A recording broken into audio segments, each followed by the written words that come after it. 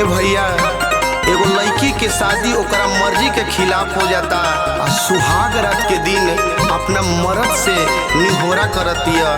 कैसे कहतिया ए भैया?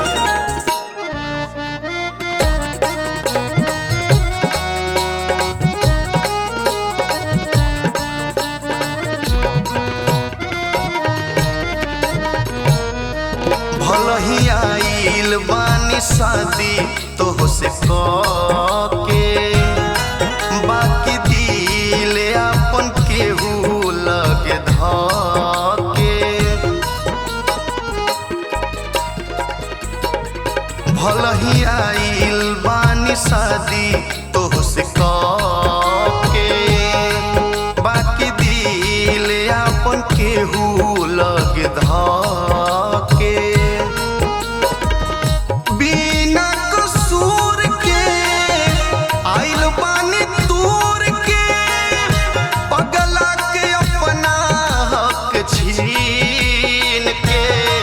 जवन मन करे कलय राजा बिना दिल के तुए दुल्हीन के। जवन मन करे कलय राजा बिना दिल के तुए दुल्हीन के।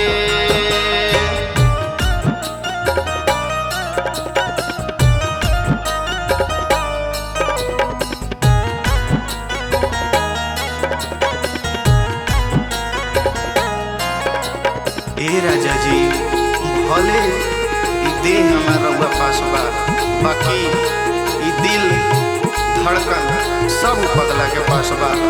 रउआ जवन मन करे बा तवन कर लिए राजा। सुनी माई बाप खातिर सिनुर मंगिया में डाल के आइल बानी जियत एगो जनवे निकाल के।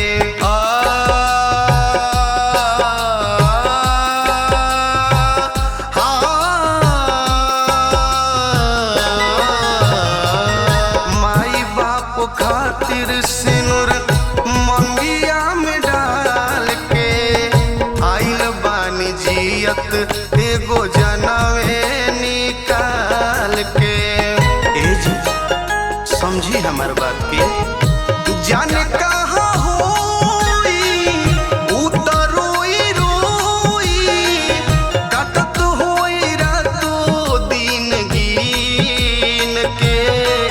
जवन मन करे कलय राजा बिना दिल के तुए दुल्हीन के।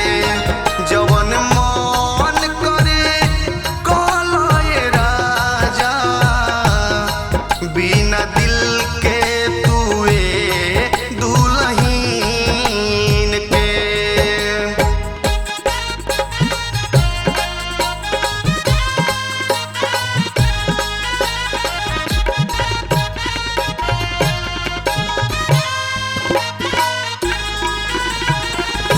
अजय अजीत हलचल करब न माना गलती तुहार अमित नइखे चारवाना।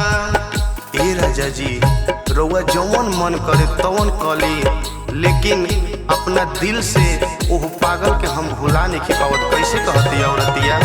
अजय अजीत हलचल करब न माना गलती तोहार अमित नइखे चारवाना।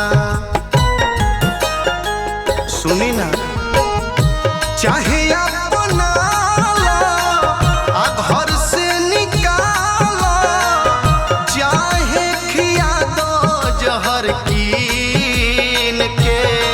जवन मन करे कलय राजा बिना दिल के तुए दुल्हीन के। जवन मन करे कलय राजा बिना दिल के तुए दुल्हीन के